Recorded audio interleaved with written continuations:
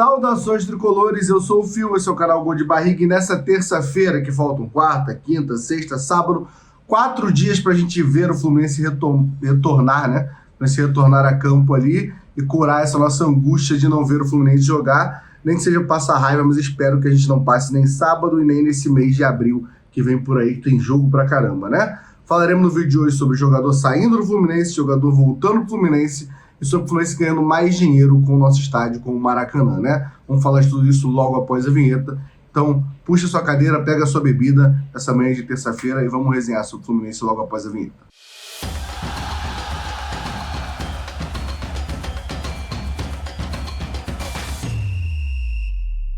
Vamos começar esse vídeo, só antes pedir para você, deixa o like, por favor, no vídeo. Agora, para o que você está fazendo, deixa o like, se inscreve no canal, que ajuda muito. Quem quiser ser membro do canal, tem link aqui, membro tem vídeos, membro Setor Sul, né?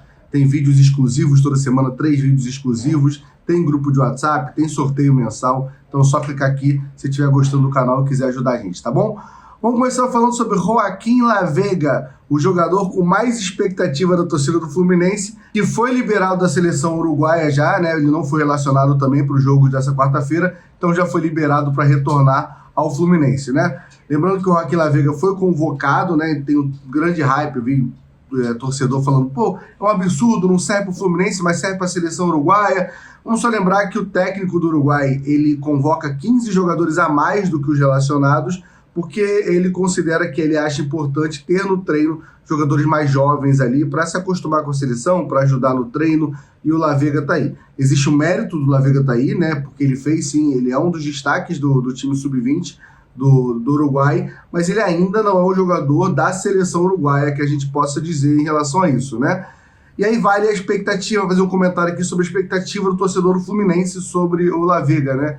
Eu acho que sem dúvida foi um dos grandes questionamentos ao Mano Menezes, de boa parte da torcida, de como é que o Paulo Baia tem chance e o Joaquim Laveiga não tem chance, eu quero ver o Laveiga jogar, o Laveiga é uma expectativa muito grande, e eu fico um pouco preocupado, porque eu acho que é um jogador que sim tem potencial, pelo que ele já fez, acho que ele já jogou 3 ou 4 temporadas, apesar da pouca idade, ele sobe muito novo pro profissional, mas ainda é um jogador cru, né? O Mano, ao ser questionado, ele alega a parte física do Laveiga, dizendo que tem que ter cuidado, tem que ter um cuidado maior, e sinceramente eu não entrei nessa onda que o Laveiga tinha que ter sido útil ali, né, no Campeonato Carioca. Eu acho que é uma contratação para a gente vai usar nesse ano, mas muito mais pensando se bobear em 2026.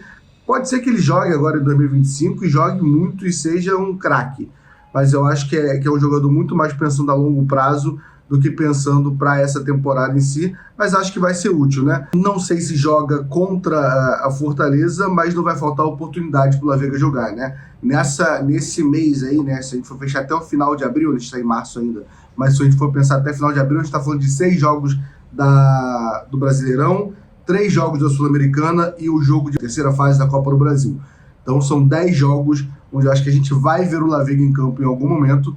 E aí a gente vai poder tirar essa dúvida e começar a cobrar realmente o Mano Menezes de acordo com o que ele for desempenhando ali dentro de campo.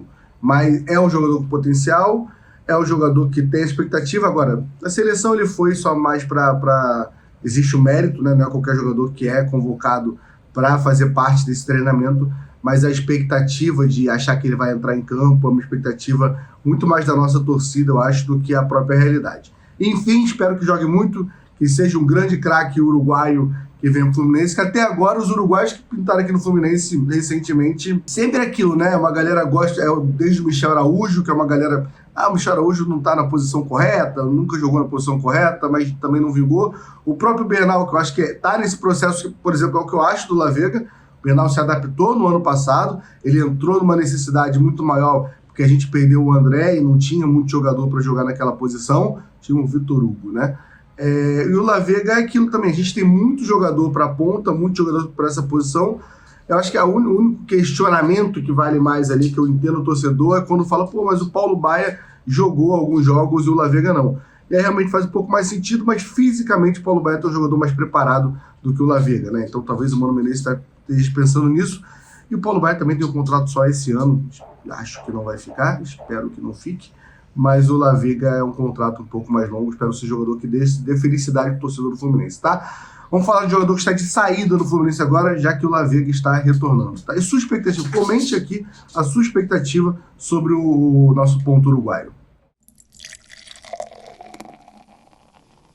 Vamos para a segunda notícia do vídeo de hoje. Algo mais uma informação, até porque a gente já tinha comentado isso aqui, mas segundo o jornalista da CBN do Povo, Horácio Neto, o atacante Lelê já está na capital cearense para fechar com o Ceará, e o Ceará vai arcar com o salário dele até o final, né, o empréstimo até o final dessa temporada de 25, e o Fluminense não vai ter mais nenhum custo com o salário do Lelê, que acredito eu que não seja tão alto, pensando em parâmetros do Fluminense, mas é bom o Fluminense não precisar pagar para emprestar o Lelê, né?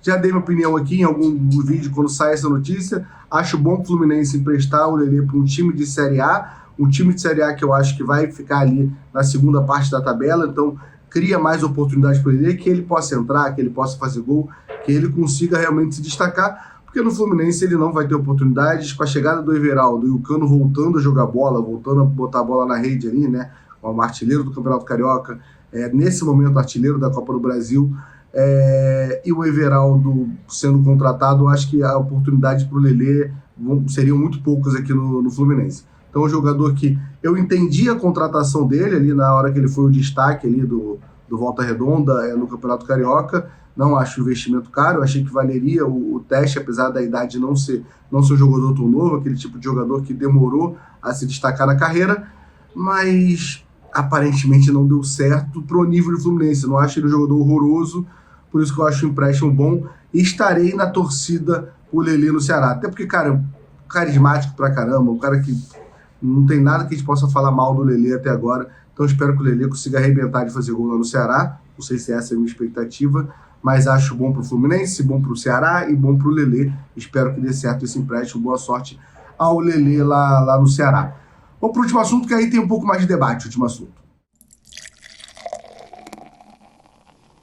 Último assunto para fechar o vídeo, saiu notícia que a dupla Fla-Flu, né, pensa em vender o name rights do Maracanã para ganhar um dinheiro ali, né? Então vai ser, além de chamar Maracanã, vai se chamar Nestlé Maracanã, vai se chamar Samsung Maracanã, terá um nome, assim, em relação a isso. Minha opinião sobre isso, se eu fosse esse velho ranzinza que eu sou, que reclamo de tudo, eu particularmente como torcedor acho muito difícil ter um nome que eu vá chamar, que eu não vou chamar de Maracanã. Claro que como Jornada, a gente como empresa, eu vou falar os nomes, até porque o próprio Jornada tem o name rights ali, o Jornada KTO 1902. Então é correto da nossa parte tratar o Maracanã dessa forma, gostando ou não. Mas como torcedor acho que não muda muito, mas cara, muda com o Fluminense ganhando dinheiro, e isso não é algo barato. A gente tá falando do... Eu acho que eu não estou errado em dizer que o estádio mais emblemático do mundo, o Maracanã, se não tiver, no mais, se tiver um debate aqui, vai estar entre os 3, 4 estádios mais emblemáticos do mundo. Então, assim, a gente está falando de um dinheiro forte que entraria no Maracanã, e acaba um pouco eu acho até um pouco essa falácia que o Maracanã não é lucrativo, a dupla Fla-Flu não é lucrativo ao Fluminense. Pensar aqui no Fluminense, né? Porque eu, assim, confesso que eu acho que é lucrativo.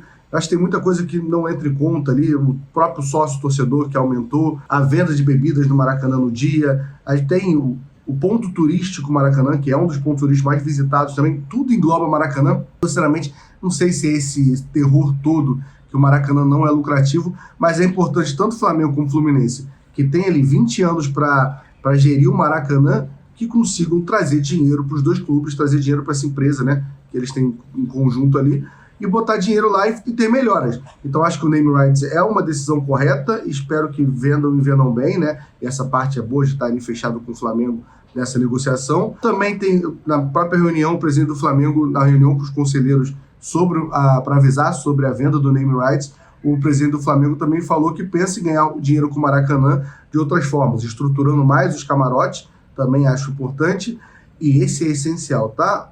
Criar um estacionamento com 400 vagas ali onde era o Célio de Barros, que hoje é um grande elefante branco, uma coisa parada no Maracanã, que não tem muita utilidade, e o complexo Maracanã é muito grande, e é uma crítica do torcedor de muita gente não ter vaga. Claro que você que está acostumado no Maracanã todo jogo, você tem aquele guardador que separa o carro, que você está acostumado, mas o cara que quer ir a primeira vez, ele não sabe aonde parar, ele não sabe se é seguro parar, ele acaba sendo extorquido ali, o pessoal cobra mais caro do que o normal. Então ter algo regulamentado, ter um estacionamento, assim como tem no Engenhão, por exemplo, que tem um estacionamento do Engenhão, a gente que frequentou muito tempo no Engenhão, ganhamos 2 brasileiros jogando lá, né? A gente sabe que tem um estacionamento, então acho que é algo bom que o Fluminense e o Flamengo comecem a lucrar mais e utilizar mais o Maracanã como seu próprio bem ali para conseguir ganhar mais dinheiro. Então acho uma boa notícia e espero que pingue um bom dinheiro ali nos cofres do Fluminense, tá bom?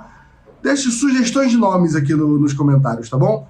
Dito isso, deixa o like, se inscreve no canal e hoje, meio-dia, tem live aqui, mais um Cafio aqui, live que a gente faz de meio-dia uma, que a ideia é falar de Fluminense, mas a ideia também é muito mais entreter vocês e trocar uma ideia, uma grande resenha em mesa de bar, então a gente fala de Fluminense e fala de outras coisas também, tá bom? Deixa o like, se inscreve no canal, obrigado, até o próximo.